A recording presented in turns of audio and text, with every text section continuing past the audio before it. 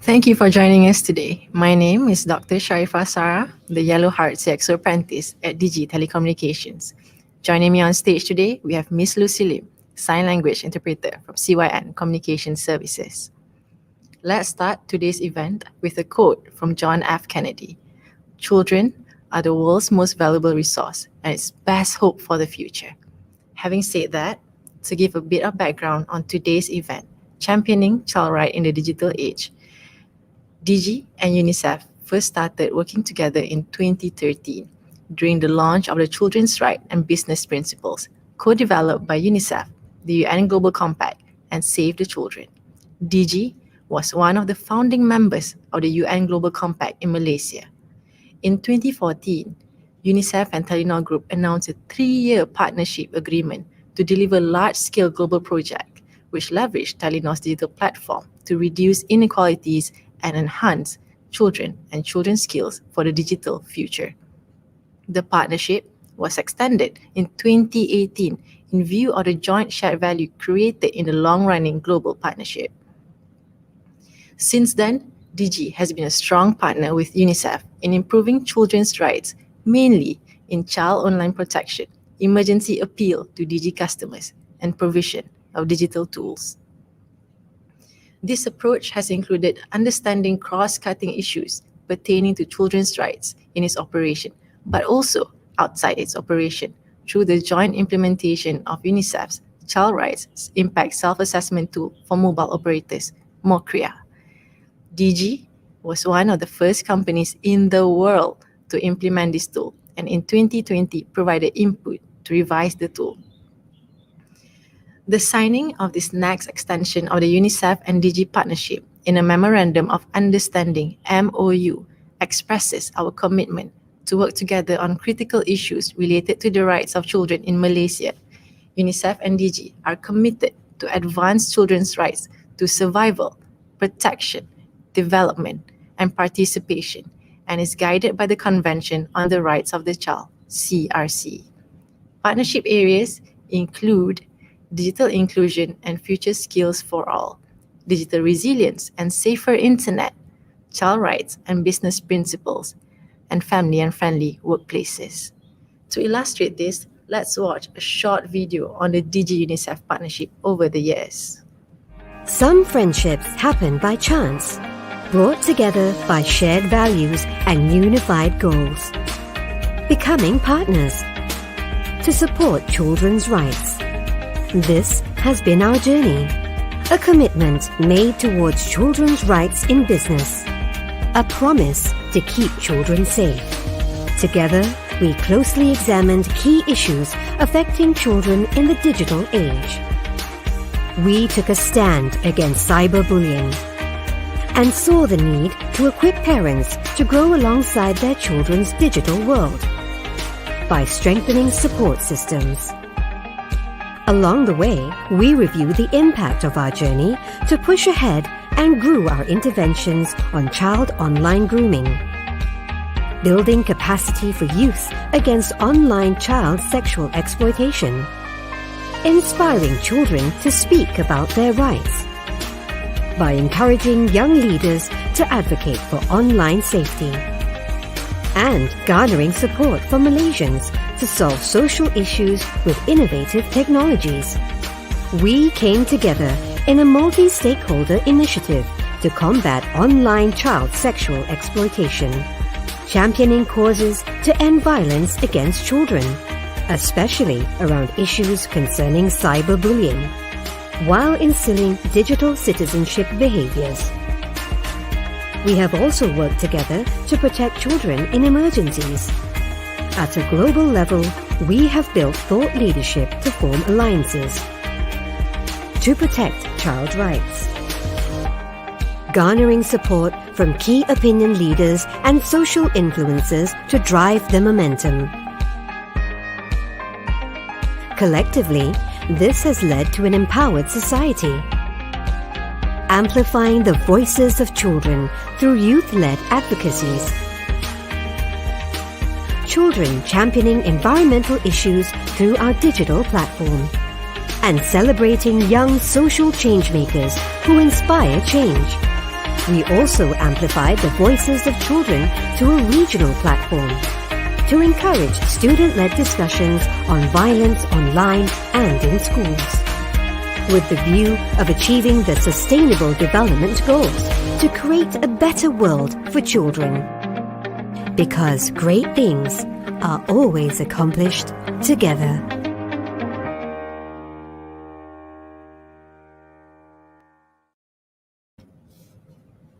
Next on our agenda, I would like to introduce Dr. Rashid Mustafa Sarwar, UNICEF representative to Malaysia. Dr. Rashid Mustafa Sarwar has about 25 years of diverse work in Central Asia and Caucasus, Europe, and Southeast Asia, with UNICEF and other UN agencies in politically transitional and developing countries. Before taking his posting in Malaysia, Dr. Sarwar has served as a UNICEF representative in the Republic of Belarus and UNICEF deputy representative in Azerbaijan. Let's welcome Dr. Rashid Mustafa Sarwar for his welcome address. On to you, sir. Thank you. Thank you very much, Dr. Sarah, and good morning, everybody. Distinguished Ambassador Gun, Mr. Joachim, Ms. Manisha, Dr. Sumatra, and of course our youngster Alison, and of course the friends of media. I wish that we could have this event physically, but having it digitally also says that how much we are proud of success in the digital world. I think that our partnership with Digi, as Dr. Sarah mentioned, since 2013, and we have done a lot, the video says, but we were partnering, and then we just conclude the Memorandum of Understanding last week. That's not just a partnership, that's a commitment that both of us have made for the children of Malaysia, and not only because digital world doesn't have any boundary. And protection of children in digital world is very, very important. And I'm so happy that we are together. We'll be talking about challenges in digital world and our commitments and how we will protect, how we'll work together in protection of children in digital world. I'm so happy that colleagues of Telenor are here as well, because UNICEF partnership with the global partnership with Telenor is also very promising. I myself worked in another country with Telenor company, Telenor as well, and we do have a very solid understanding as well. This year, UNICEF will celebrating 75th birthday, because we are working for world children last 75 years and in 190 countries and territories in the world. And whatever we do, we cannot do alone. As the video says, that we can only do things together. And our partnership with Digi, with Telenor, with Norway, because Norway is a very, very strong UNICEF supporter globally and a partner, and also government of Malaysia. So I would not go further, but we will be talking during the discussion. But I would like to congratulate all of us for this very, very solid commitment for children to protect them in the cyberspace. COVID-19 has a huge issue on a psychological status or mental health of the children, because they were in the digital world for a while since the pandemic, and protecting them in the digital world is a big challenge, and we have taken that together with Digi and other partners. So looking forward for a successful day today, And thank you very much, colleagues and everybody, for participating and being with us together. Thank you very much. Thank you so much, Dr. Rashid. Next up, I would like to introduce our very own Chief Corporate Affairs Officer at Digi, Joachim Rajaram. Joachim has overall responsibility for the company's legal and governance, regulatory, privacy, government affairs, corporate communications, and business sustainability functions. He has been with Digi and Telenor for close to 12 years, previously serving as Head of Corporate Communications in Telenor Myanmar and Head of Communications and Sustainability at Digi. Let's welcome Joachim. The floor is yours, boss. Thank you, Sarah. Thanks, Dr. Rashid, also for that very kind introduction and your kind words. My good friend, Dr. Rashid. It was a pleasure seeing you a few days ago to conclude on the signing of this MOU that we are marking today. I congratulate the teams from Digi and Telenor and your team in UNICEF for bringing the partnership so far.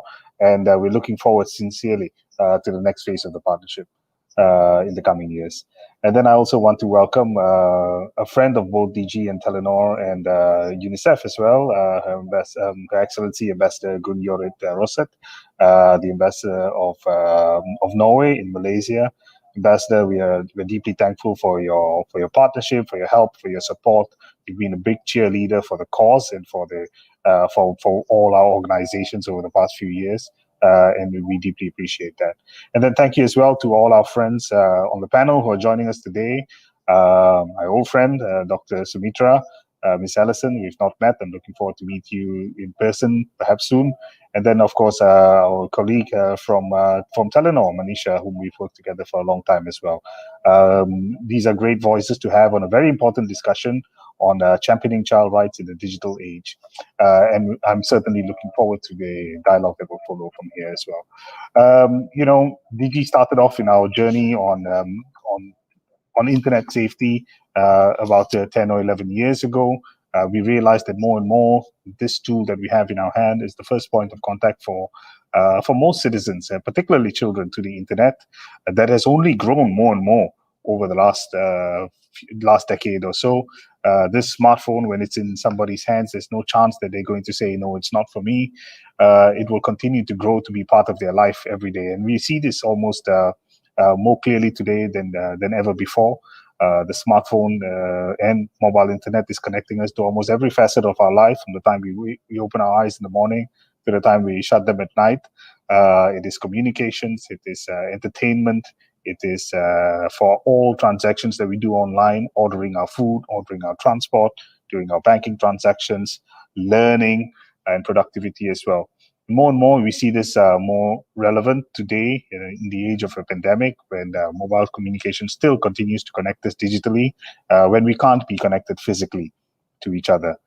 And that is why I think this partnership is more and more relevant today than ever before, as we, both our organizations, DG and UNICEF, but also building on our wider network of friendship and partnership with other organizations who help raise the issue of connectivity, of equality of access, but also equity in that access, and to making sure that people who use our platforms, use mobile internet, continue to be guided through the entire journey and empowered to be both responsible digital citizens, but also resilient to the threats, the numerous threats that will plague them in this new world as well. And so this really underscores our own brand promise to empower Malaysians with skills for an accelerated digital future, to become responsible digital citizens. So at the core, we believe that digital communications empowers everyone to live their lives, and securing a better future for all, and also building society that will be equitable and more fit for the future. But we can't do this alone, and that is where our partners come in, that is where our friendships come in, that is where our joint initiatives and commitment comes into scale and maximize a sustainable impact on our communities. Then brings us very neatly to the partnership that we've had with UNICEF, a global child rights advocate and a champion in this space over the past decade. The signing of our MOU expresses just our joint commitment to work together on these critical issues. It's related to the welfare of children in Malaysia. It is about equipping the future generation, both today and tomorrow. As I mentioned before, we aim to raise a generation of responsible and resilient digital citizens that will raise Malaysia's digital equity in becoming a leader in the region. I trust you share my enthusiasm and commitment to this cause. It is a cause that is relevant to all of us as citizens, as parents, as of course champions for this area within our various organizations as well. Thank you to our friends from the media for joining us today. I appreciate your commitment to coming to join us on an event like this, even if you can't meet physically. I hope you will take away some good points from the discussion that will follow today. And I wish all of you a very good discussion ahead. Thanks once again, Dr. Rashid and friends, for helping make this partnership possible. We're looking forward to more good things to come in the coming years. Thank you, and back to you, Sarah. Thank you, boss. Thank you, Joachim. Thank you for the wonderful introduction. Today, we are graced. We have a special guest with us, Norwegian Ambassador, Her Excellency Gunn-Jorid Rosette. Her Excellency Gunn-Jorid Rosette became Norway's 9th resident ambassador to Malaysia after presenting credentials to His Majesty, the Yang di-Pertuan Agong, in August 2017. Let's welcome Norwegian Ambassador, Her Excellency Gunn-Jorid Rosette on stage for a welcome speech. On to you.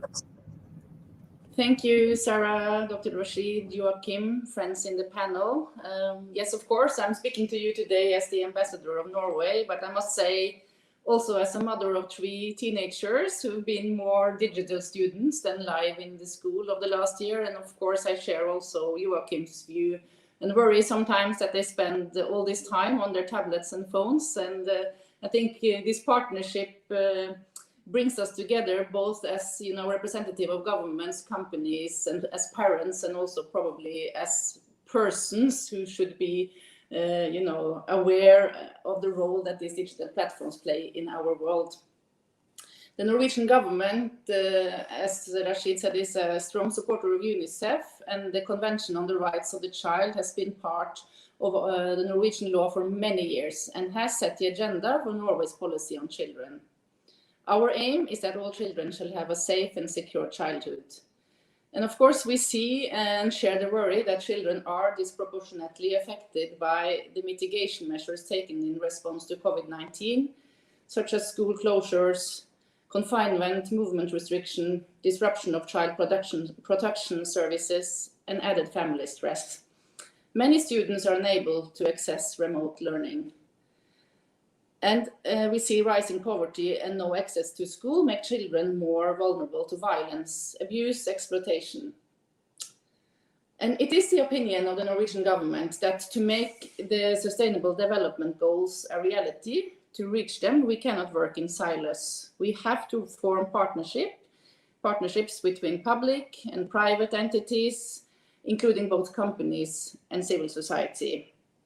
Thus, I commend and I'm very glad to observe and have seen many concrete activities also of the partnership that UNICEF Malaysia and Digi have shared for the last 8 years.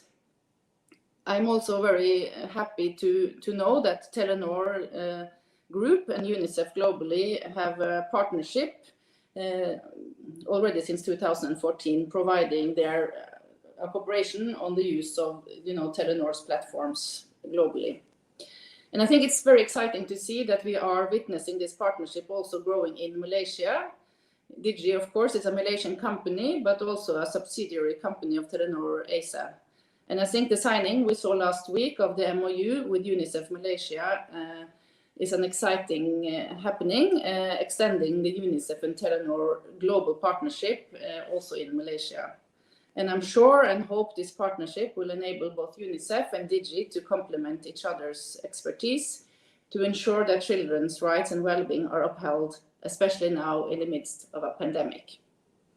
And of course, finally, please let me congratulate UNICEF on your 75th anniversary, a young, vital protector of children's rights all over the world, and also in Malaysia, and with a close cooperation with the Malaysian government, of course. And I look forward to today's event and hope it can serve as an inspiration to other companies and relevant stakeholders so that we all in partnership can work to tackle the inequalities faced by children, especially as exacerbated by the pandemic.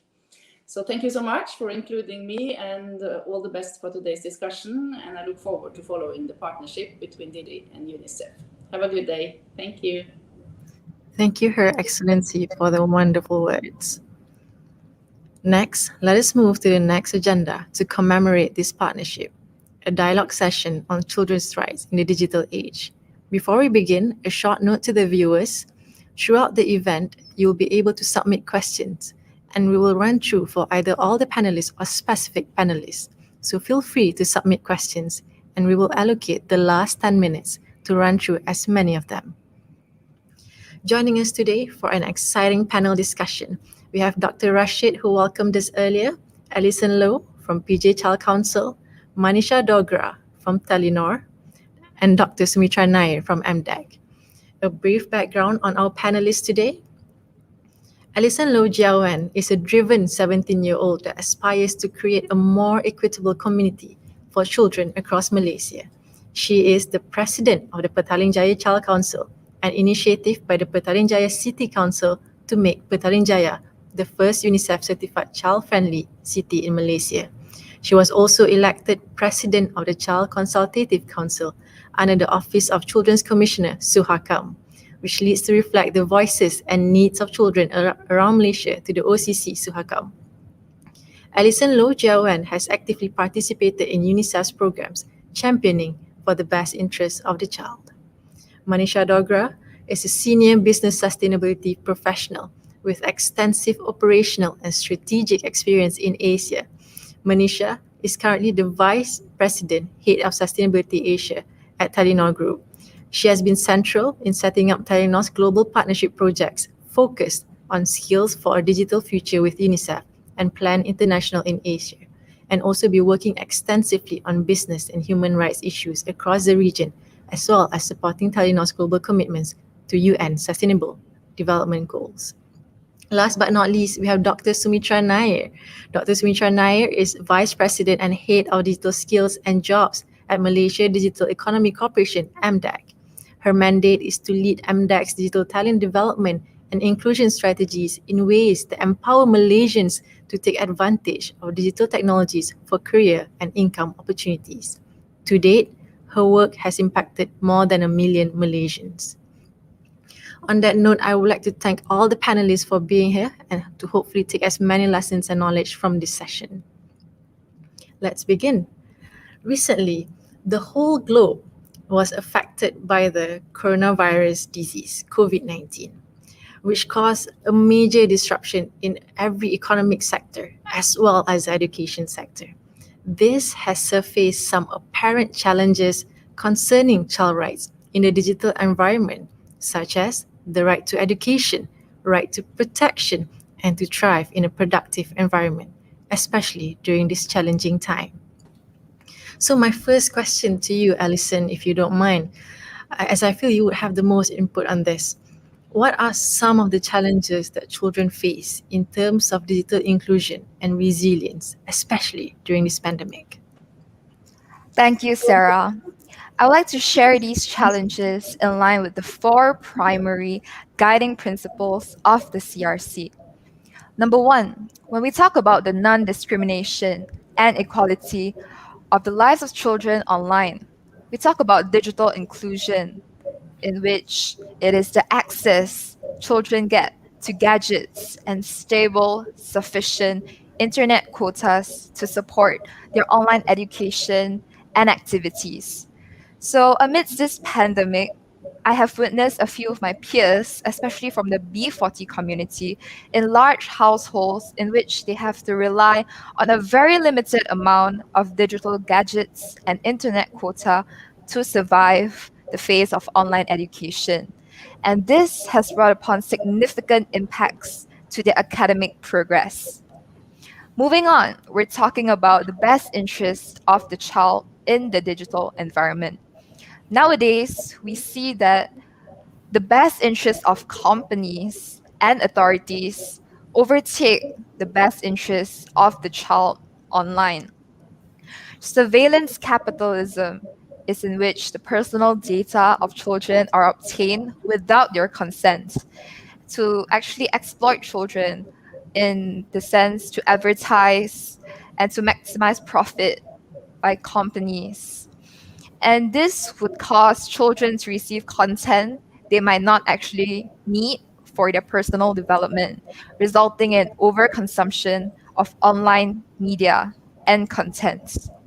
So, my question out there to all of you is, how do we put out child friendly content and opportunities that makes it win win for all stakeholders? Next, we talk about the survival and development of children in the digital environment. Can I have the images up, please? So these are the infographics of a survey conducted by the Petaling Jaya Child Council during the early stages of the MCO to have a clearer overview regarding the urgency and the issues faced by children during the pandemic. As we can see, children spend more and more of their time online, especially during this stay at home period. And they actually spend most of their time online. However, something that has caught our eye and should be very alarming to everyone watching and listening out there is that almost half of the child population do not feel safe online. Let it be because they feel endangered in the sense of cyberbullying, being at stake, being at risk of cyber grooming, online child sexual exploitation, and some worry about the breach of privacy. This is not okay. This has to change. Work has to be done for the improvement and refinement of the safety of children online. Moving on, when we talk about the development of children online, we talk about the evolving capacities of a child. So, how many opportunities are out there to allow children to develop, to achieve their full potential? Are they enough? To us, to me and my friends, we see a significant lack of such obvious opportunities for children to grow, to bloom, to achieve excellence. Lastly, and most importantly, I would like to touch about child participation and inclusion. Adults, they always like to suppress what makes them feel uncomfortable. Adults have only seemed to listen to what they want to listen to. And hence, the urges of children regarding their rights has gone deaf on the ears of adults. No, this should not be it. Serious consideration should be taken into the urges of children to make their lives online a better place to be. Digital fluency and literacy should be emphasized, meaning that children should be able to understand and create online. And there is actually no finish line to the refinement of the digital environment for children. If you get too comfortable or satisfied with the progress that you have made, you are endangering the children, our future leaders, the most important stakeholders of the society, no matter when we talk about politics or the social economy. Please never settle for enough. There will always be space for better. For when we end efforts of refining the lives of children online, we are killing the young. Thank, Back to you, Sarah. thank you, Alison. Resonating what Alison just mentioned about there's always a space for better and never settling for enough. And I feel that this resonates deeply with most, if not all of us. So my question for you, Dr. Rashid, is how will this partnership address digital inclusion and enable children to equip themselves for a digital future? Thank you very much. I think that's a very important, important question. Inclusion is a basic principles that we all work together, and we say no one left behind. I mean, before signing the agreement last week, I had a little chit chat with Joachim, talking about locating the most vulnerable children and using the digital technology, because Digi has got the towers, the group of people where they locate, and then our approach, and we should be working for all children, of course, but the children who are most vulnerable, like indigenous children, undocumented children, children and plantations and all. So what we say that digital world should come and should serve for all children equally, not the children who can afford to have a high-speed internet connection and they can tap into the education. No, because education is a basic right for all children, and digital technology, especially now, is the key for providing the education and access to education. So I think that our partnership with Digi, and I'm very happy that Dr. Sumitra Nair is here from MDEC, because we will be talking about 21st century skill set. Because we also need not only academic education for children, we also need to give them a social skill. We need to give them a judgment call, decision making. That's what very important. Our children should be inclusive in the challenging society, the challenging world ahead. So that's why I'm very happy and very much looking forward for this joint work with Digi, and not only with Digi, with all of us, to bring every children on board and leaving no one behind. Thank you. Thank you, Dr. Rashid. Speaking about education being the basic right for children, and speaking about not having anyone being left behind. So my question for you, Dr. Sumitra, geographical wealth and income distribution in Malaysia have contributed to either bridging or creating digital divide in Malaysia. Out of a collective of 10,202 primary and secondary schools in Malaysia, 7,064 are located in rural areas. That's about 70% of the whole collective. So what are the challenges that children in Malaysia face in terms of digital inclusion? Thank you, Dr. Sharifah, and thank you to Digi and UNICEF for having me on this event. Firstly, I want to congratulate both UNICEF and Telenor for continuing the partnership. It's great to see you driving this very important agenda forward, and MDEC, of course, has been one of the friends, so-called friends, that Joachim mentioned, in this coalition of the like-minded as well.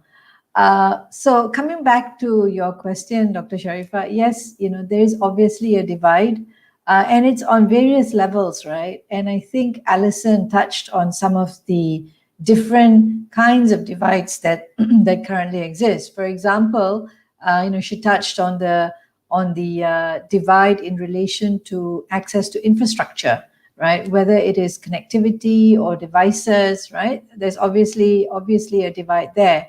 And of course, the other one is the opportunity divide, right? And so this is where, and we've been seeing this in our work over the last 7-8 years or so with the My Digital Maker movement, which currently has touched more than 2 million children around the country. What we found is in the rural areas, they also are not aware of what are the opportunities. So yes, one is they may not have the devices, but even if they do have the devices, it appears to be more in terms of consuming content on these devices rather than creating, rather than, thinking about how can they solve problems, as what Dr. Rashid mentioned earlier, because this is what is going to define and prepare them for this future jobs, right? Future skills. And I think that's where we need to work together. Obviously, I think connectivity is something that is being looked into by all the telcos, nonetheless, of course, by Digi and MDEC sister agency, MCMC. But once we get to that connectivity line, once we address that, I think the other thing is also the opportunity gap.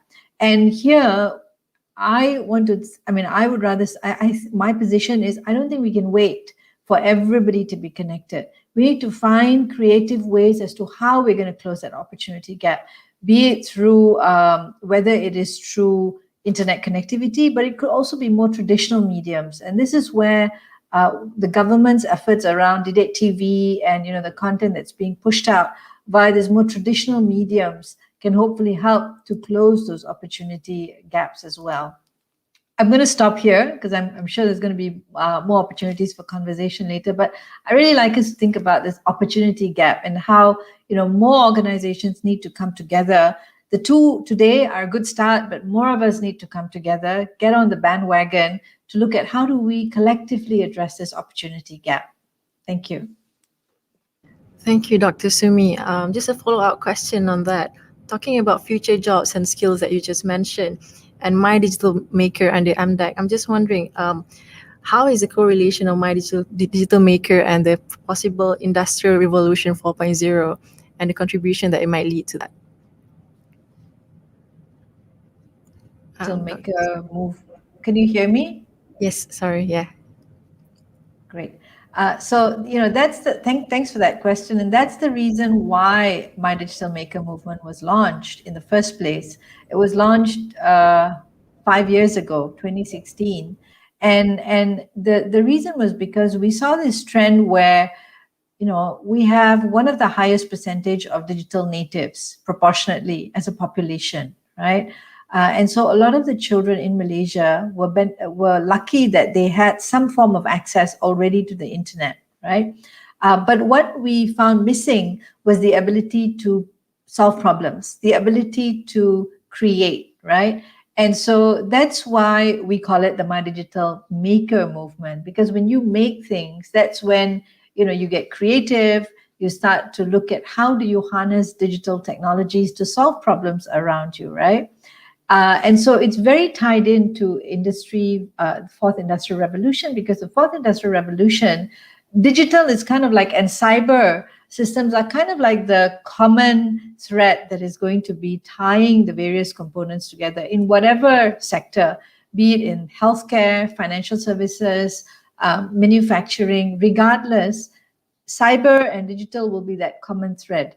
And it's not just going to be about consuming, because as these systems get more and more intelligent with AI, machine learning, and so on and so forth, the consumption bit of it will be more in terms of producing the data, right? And as the machine learning gets more sophisticated, the basic problems or the basic routines that need to be done, the tasks, can be taken over by AI and smart robots. So then what's left is the more higher value kinds of work, right? That require the creativity, critical thinking, problem solving. That's where movements like My Digital Maker come in, because it is about creating, it is about problem solving, and more importantly, it is about working together with various organizations to address, to help children in Malaysia pick up those very, very essential skills. 21st century skills is what Dr. Rashid referred to it. Thank you. Thank you for the input, Dr. Sumi. My next question is for Manisha. As an international provider of tele, data, and media communication services, what are the challenges that Telenor has seen that children around the world, probably including Asia, face in terms of digital inclusion and resilience? And how is the UNICEF and Telenor Global Agreement addressing the challenges that children are facing? Thanks, Sarah, for that question. And thanks again to Digi and UNICEF for inviting us for this discussion as well. I think a lot of what Alison and Dr. Rashid and Sumitra have already mentioned, I think it's pretty much the same when it comes to challenges, whether it's in our 9 markets that Telenor operates in, which is primarily in the Nordics and Asia. But I think the thing to remember and what we have seen over these years is that our footprint globally, the challenges are pretty much the same, but of varying degree. And I think the key challenges are the ones that Alison also mentioned. So the first challenge being that of access, right? Whether it is the actual physical access to connectivity, whether it is about devices that are needed for this connectivity. But then it just doesn't stop there. To what Dr. Sumitra was also talking about, the opportunity challenge, right? And then you have the physical access, you have the devices, but do you then have the skills, the basic skills to kind of reap the benefits that internet connectivity and communication has to offer? And that's something that we've been focusing on for many years, almost 2 decades now, and for a large part of that with the global partnership with UNICEF, which was formalized in 2014. But of course, we've been working with UNICEF and various country offices across our footprint. So we focused at inclusion, but even taken it one step beyond to even talk about giving basic identity to children through our programs in Pakistan and Myanmar, which are focused on digital birth registration. So if kids who are born are not even registered in official records, then the basic facilities of schooling, healthcare, etc., are set up without counting them. So inclusion actually starts that far away. Then the second challenge, I think, that again has been mentioned by the panelists earlier, is that of now the children and youth who have the access to the internet, for them to be aware of the harms and risks that are in the online world, and for them to be able to spot these harms and risks, but also have the awareness, the training, and the tools to tackle with these harms. And I think that's another portion that we have then focused extensively on, again with UNICEF, in the child online safety programs and initiatives that we've run over many years. And I think it's equally important for us, and it has been in all of the programs that we run, that this knowledge, awareness, and tools about online safety are not just then limited to the children. It's actually spread to the immediate ecosystem of the child. So whether it's the parents, the schools, the caregivers, for them to also understand the benefits and the opportunities of the internet, but also know about these harms and risks, and have the tools to both deal with it and build the resilience that is required in the younger generation. So if I was to capture it then in 2 forms, it's definitely the challenge of access, but not just limited to physical connectivity access. It's also skills and opportunity. And then the second one is clearly the safeguarding aspect of internet connection. And our partnership with UNICEF has then focused on both of these elements across the various programs. So back to you, Sarah. Thank you, Manisha. That's some really good insight and even an eye-opening one for most of us, if I may say. Moving on. 1 out of 3 internet user is a child, and more than 175,000 children go online for the first time every single day. This is a report according to the United Nations Children's Fund report State of the World's Children in 2017, Children in a Digital World. And this is no different in Malaysia. According to MCMC, Internet User Survey 2018 states that 9 in 10 children aged 5 to 17 is an internet user. A survey, Growing Digital Resilience Among Malaysian Schools Children on Staying Safe Online by Digi in 2015 revealed that it is highly likely that Malaysian school children are uncomfortable about cyberbullying. It is also likely that they have received hate mail or nasty messages. So my question to you, Alison, during the 2020 Human Rights Forum, you strongly believe that more consideration should be put into the development of the digital environment to further empower children and step up digital inclusivity. Based on your experience, what are some of the programs or activities that have been useful for you and other children in tackling the issues that you are facing? What are the elements of these programs that have empowered you to take action? All right, so these are actually projects that were fully or co-led by children. So with support from organizations such as Childline Foundation and UNICEF Malaysia. So number one, I was invited by this youth movement called Youth Leads Tomorrow to talk about youth participation, youth leadership. And it was on mutual development and empowerment, on youths, encouraging other youths to start stepping out of their comfort zone, start being comfortable with the steep learning curve, to do something when they're passionate about a cause that they strongly believe in. Personally, I felt that that was a very fruitful session, and similar webinars should be conducted by youths or children for youths and children on digital resilience and literacy. Next, and one of my personal favorites, is actually the capacity building workshops that have been open for children and youths, because I feel like self-improvement should not be halted, even if the pandemic is halting everything else. Besides that, UNICEF Malaysia reached out to me and a few of my other peers that have been actively involved in child right advocacy for actually this child-friendly development consultancy for the Kita Connect platform. Kita Connect is actually an initiative by UNICEF Malaysia that aims to connect youths from all around Malaysia, especially amidst the pandemic.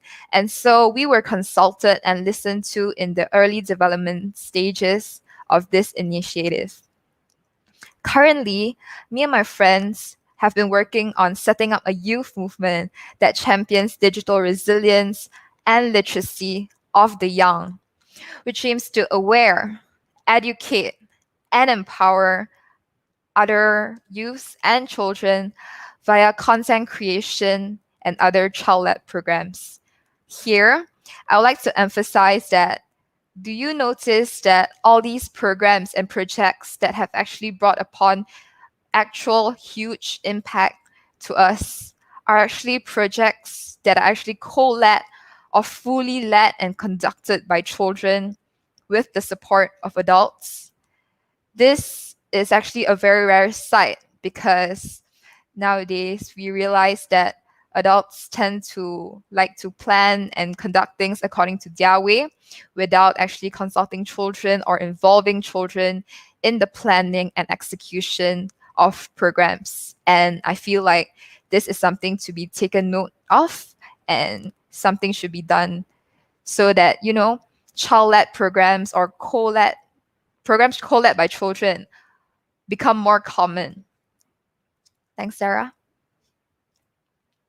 Thank you, Alison. Hearing about co-led programs or fully led programs by children is really inspiring, Alison. And I would like to thank you personally on sharing these initiatives. My next question is in regards of this initiative or these partnerships. It's for you, Dr. Rashid. My question is, are there initiatives in this partnership that have and will enable children to be empowered and take action in being safe online?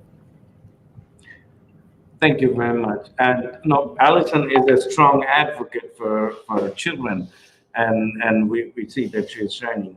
Of course, most of the work that we do are based on a participatory approach, and we think that the participation is very important, and that goes to our adolescents and young people programming. We have been working.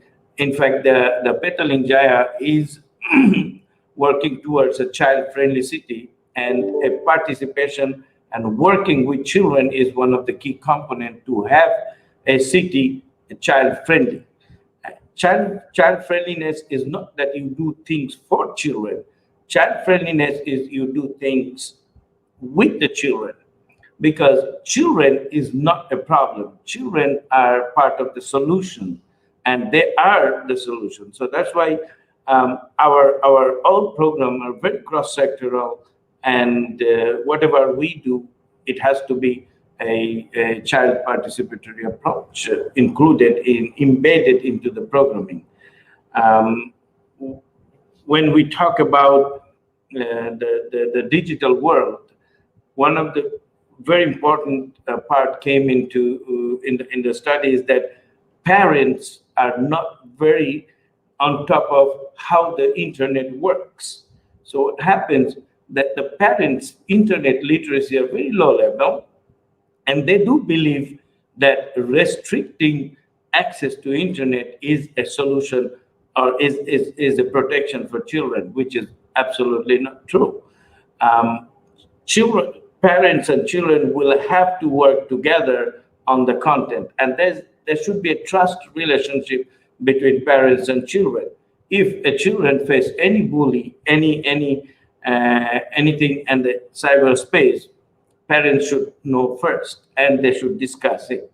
So that's why this participation, this engagement with the children, not as a subject, not as an object, but as a subject. We have to take children as a subject, as a part of our daily work, not just give them a recipe. Okay, do that.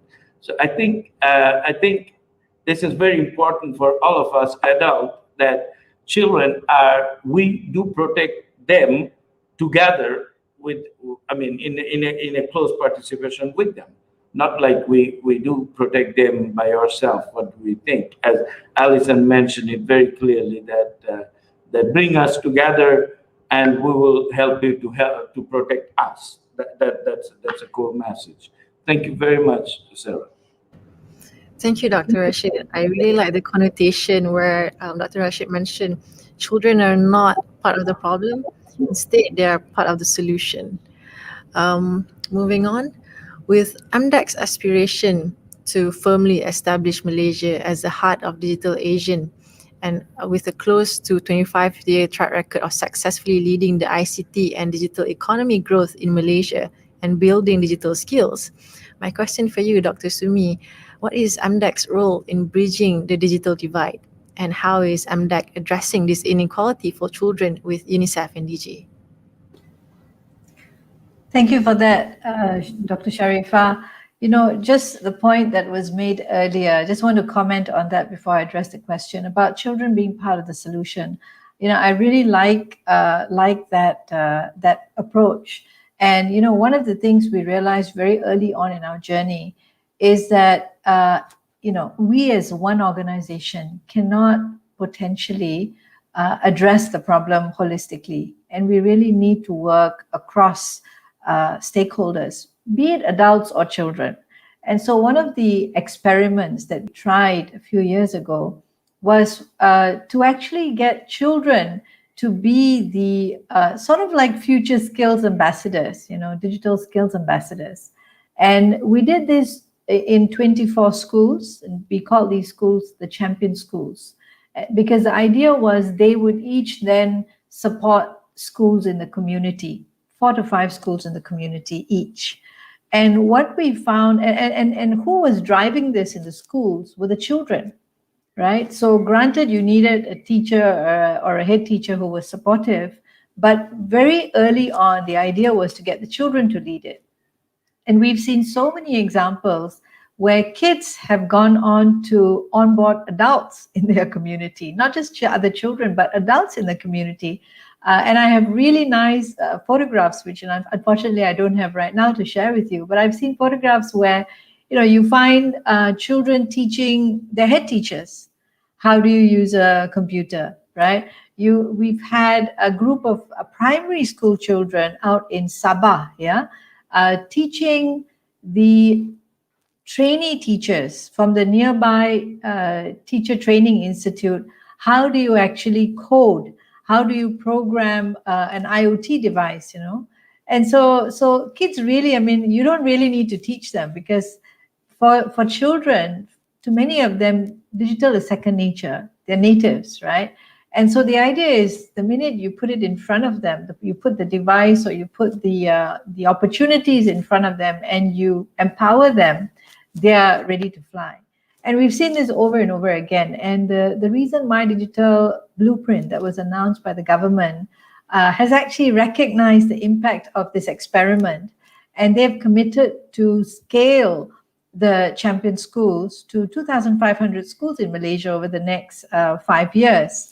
And the objective is the same, to get children to help drive this culture with 4 to 5 surrounding schools. So although we only did this experiment in about 24 schools, it impacted more than 100 schools. So that it's a multiplier of 4 times, right? And so hopefully the same happens with the initiative announced in My Digital Blueprint. Now, coming back to your question, yes, I think I've partially addressed it. And so strategically, when you ask what is MDEC's role in bridging the digital divide, the way we see ourselves is to help connect the dots, right, with various ecosystem partners, be it in the commercial sectors or in the social sectors, to close the opportunity and capability gaps. So across MDEC, we have 3 key focus areas. One is to ensure that all Malaysians are digitally skilled and digitally savvy to tap economic as well as educational opportunities. Second is to digitally power up businesses in Malaysia, meaning to help get non-tech businesses, to help them to go digital, as well as the tech businesses in Malaysia to help them to grow and to become global unicorns, right? And the third is to continue to drive digital tech investments, be it foreign investments or local investments. And we do this, again, the common thread of how we do this is partnership with public and private sector. And My Digital Maker is one of it. As far as digital skills is concerned, addressing the K-12 audience, My Digital Maker movement is that initiative. And your follow-up question was, how do we work with UNICEF and Digi? I'm proud to share that, since the start of the Future Skills for All initiative back in February 2020, MDEC has been contributing content that we have helped to develop over the years to support the integration of computational thinking, coding, and computer science into the national school curriculum. We've contributed the content from there towards the Future Skills Initiative. In fact, we've contributed 30 video tutorials on various topics related to programming, both software programming and hardware programming, which is currently available on the Future Skills for All website. It's also available on the Ministry of Education's Delima platform. Interestingly, the pandemic happened and Malaysia went into MCO starting March last year, and the flight that I took from KL to Sabah for the launch of Future Skills for All program was it was the last official flight that I took before the pandemic, to East Malaysia. And over the period of the launch of this platform in the last year or so, we've actually, I understand that the page has gotten built tremendous traction. So more than 190,000 page views, more than 25,000 users, more than 750 schools, and on top of that, the initiative has helped to train more than 2,600 teachers, and we're really thankful to be part of this initiative, because I think with the Digi's reach to the various communities, via their subscribers and so on, as well as through UNICEF's reach to underserved children, through refugee communities and so on, we've been able to help extend the scale of this initiative to more communities than we would have if we had done this alone. So thank you to UNICEF and Digi for getting together. I think together we've managed to achieve this impact over the last year. Back to you, Sharifa. Thank you, Dr. Sumi. That's very impressive numbers, actually. My last few questions to Manisha. As a global company with subsidiary companies and presence in Asia, could you share why is it so important for Telenor and its subsidiary companies such as Digi, for example, to protect and respect children's rights as part of its sustainability agenda? And how is Telenor and its subsidiary companies protecting and respecting children's rights? Thanks, Sarah. Interesting question. I think again, when you look at the Telenor group, for us, respect for human rights is integral to the way that we do business across our markets, whether it's Asia or the Nordics.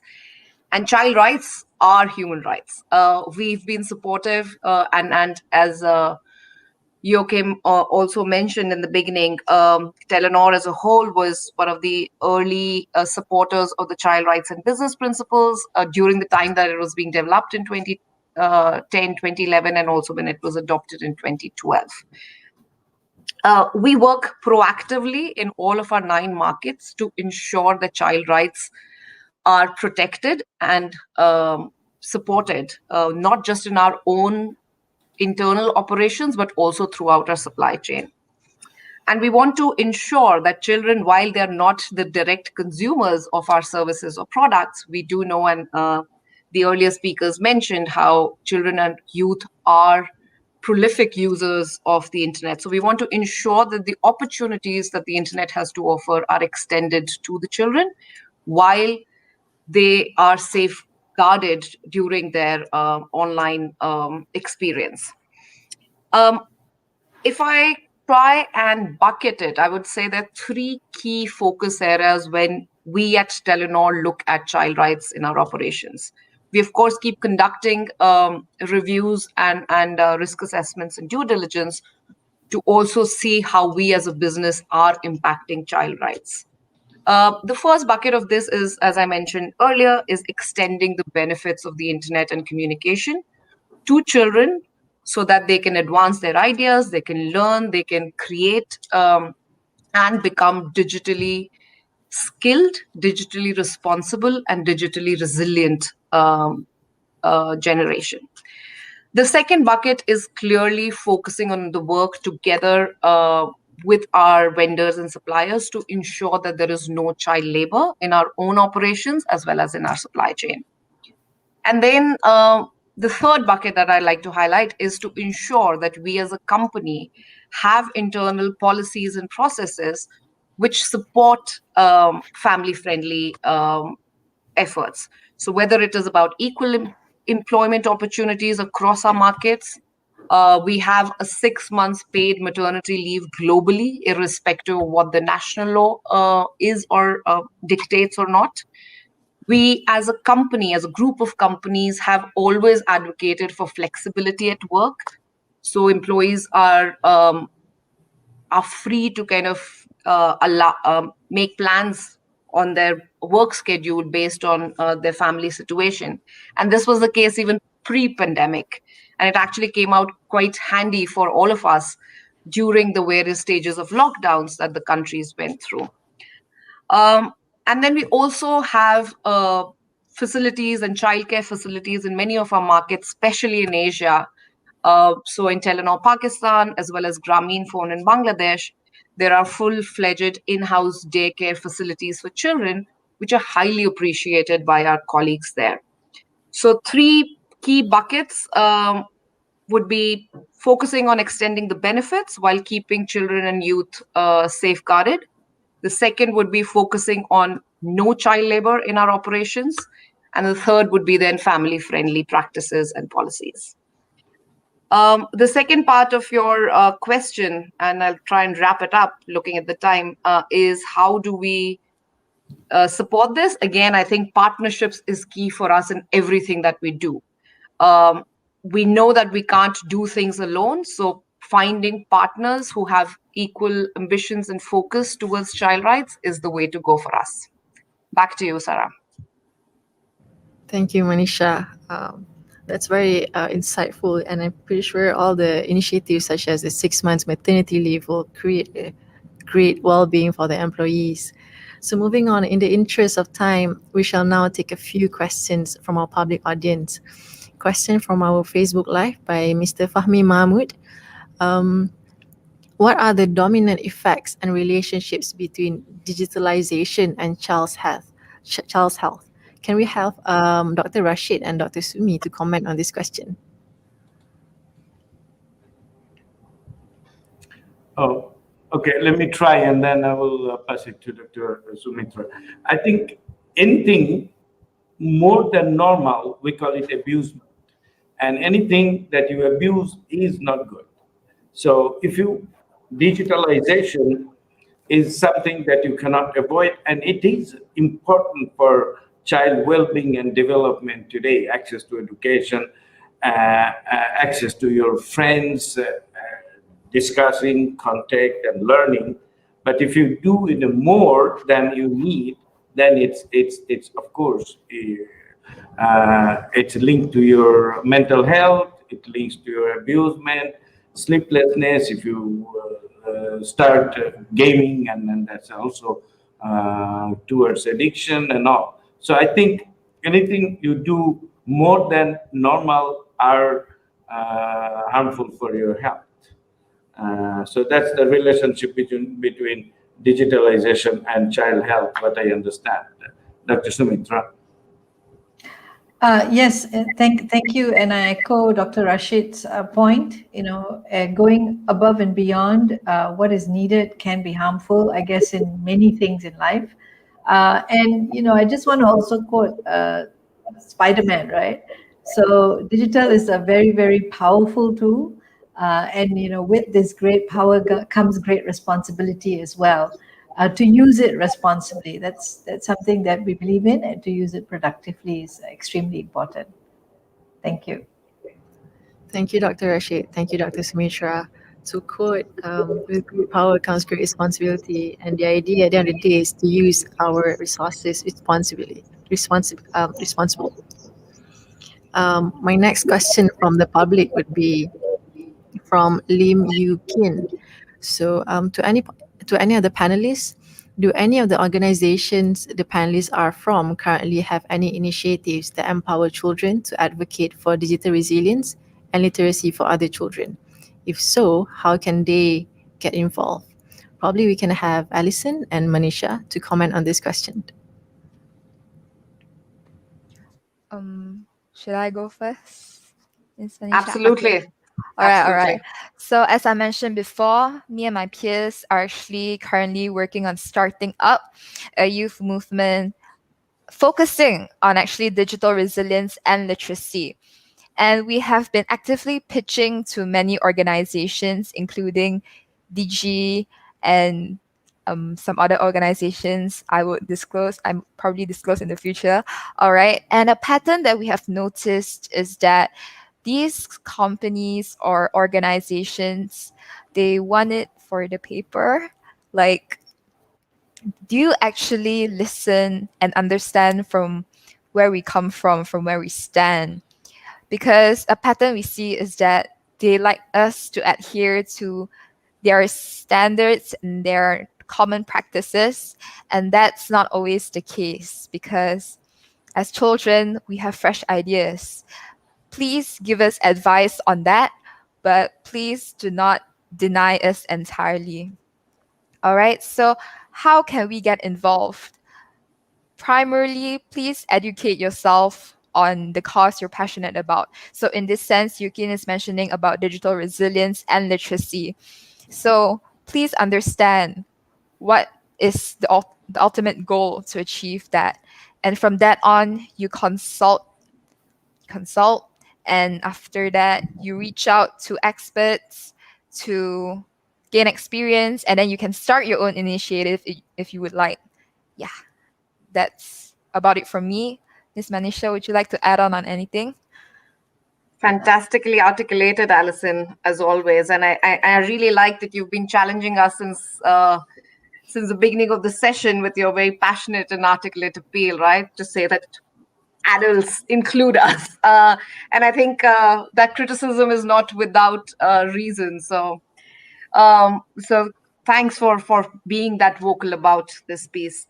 I think at Telenor, we also, I wouldn't say that we've nailed it every time, but this is a conscious choice that we try and make every time we are setting up a project or a program to ensure that it is not something that adults have prepared and given it to children, but that we actively involve children in these programs and initiatives such that they become ambassadors of whether it is digital skilling or digital resilience in their own communities. Pre-COVID times, when most of our child online safety programs used to be face-to-face and school and community-based, many of them also part of the Cyber Safe initiative in Malaysia, but also in our other markets, then we would always focus on having, so to say, a child ambassadors or champions in those community clubs or schools who could then spread the message to their peers. One of the examples that I'd like to take is from our Thailand subsidiary DTAC, where they have now, over the past 3 years, been running a program called Young Safe Digital Leaders. And this is a cyber camp that used to first be in a physical location, but now the past year it has been completely digital, where then children themselves undergo a 3-day or 2-day training on digital skills, digital resilience, coding, etc. And then they become the champions in their communities and schools to spread this across. So yes, this is a constant endeavor that we try and look at where children are involved and that they become ambassadors for both digital skills and digital resilience programs. Back to you, Sarah. Thank you, Alison, and thank you, Manisha. And I have to agree with Manisha that the drive that Alison has resonates throughout this room, and I hope it resonates throughout the public as well. Last but not least, we have time for one more question from the public, and we shall take that. Caitlin Chinkarman, hi to any panelists on board. How can we explain on the safety of the cyber world at a child's level? Probably we can have Manisha to comment on this. Sure, thanks, Sarah. I can start, and I'm sure the other experts in the panel would be able to add to this as well. I think from our experience working in various countries and with various age groups, the thing that has worked in the programs that we've put out and also the material that we've put out is to talk to a child from their level. So to Alison's point, including them when we are preparing for these programs or content, so that it's not an adult talking to a child, but actually children being involved in the process so that we are speaking their language. The second is to both tell the children and their ecosystem that the virtual world is as real as the real one. And things that are said or the way that you act or react on the virtual world has equal amounts of harm, or it hurts as much as it would in the real world. So making that distinction, not just for children, but more importantly, also for their caregivers and parents, as Dr. Rashid said, because children's parents and teachers may not understand the nuances and the fast pace of what's happening in the online world, the first reaction is to shut it down. But to make them aware that that's really not the way to go. I mean, you can't really stop digitalization now. But to tell them that the virtual world is as real as the real one and how they should conduct themselves responsibly. So if they need to be polite and respectful in the real world, they need to follow the same patterns on the virtual world. So I think those two have been, so to say, key mantras, at least for us when we've been working on child online safety programs. And then, of course, make things fun and understandable for children so that it's not a dry, boring tutorial. So gamification, cartoons, etc. But open it up to the other panelists to jump in as well with their advice. How about Dr. Rashid? Do you have any comments on this final question from our public? Yeah, I mean, Manisha put it very eloquently. But what I would like to say that children has to be, explained with their peers. We call it peer-to-peer education, because if I tell my kids, I can bring all kind of Harvard, Oxford, any evidence. But then if he goes to his peer, the classmate, and brings a very, very basic talk, he will listen to them. So for us, it's very important to have a peer-to-peer education, peer talk, and that's why we have stars like Alison and many others that we work with in the world and in Malaysia as well. So we engage our youngsters to talk to youngsters, and that's much more effective. And I think I'm very, very grateful and happy that Alison represent that huge number of youngsters that we work with through our different programming. And we will be working with them. And I'm asking whoever watching us that please talk to your peers and impact positively, because you can really change lives and save children in cyberspace. Thank you, Sarah. Thank you, Dr. Rashid. Thank you, Manisha, for the input. To conclude our session today, just a few words. It is clear that children are going through tough times during the global pandemic, and this affects their rights to education, safety, and even mental health. And to reiterate what Dr. Rashid just said, children are not part of the problem. Instead, they are part of the solution. With hopes that with this partnership, UNICEF and Digi are committed to advance children's rights to survival, protection, development, and participation in the digital landscape. This is indeed a very insightful discussion.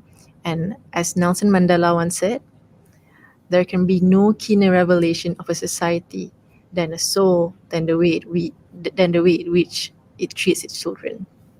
So thank you. Thank you to all the panelists. Thank you, Dr. Rashid. Thank you, Dr. Sumitra. Thank you, Manisha. Thank you, Alison. And thank you for the viewers for the questions, and thank you all for the inputs. If I may thank Sarah for your excellent moderation and pick up the key points. So thank you very much for orchestrating and moderating this very well. And I thank everybody to join us, because one of the key takeaway is the partnership. And without the partnership, we can't work globally and here as well. And I'm looking forward to see. I mean, I think the closest person would be Dr. Sumitra. I would love to have a further discussion on skill set development for adolescents and young people. But we'll be happy to talk to you further. Thank you very much. Thank you, Dr. Rashid. Thank you all. Thanks, Sarah. Thanks, Miss Lucy. And thank you, all the panelists. Fantastic session.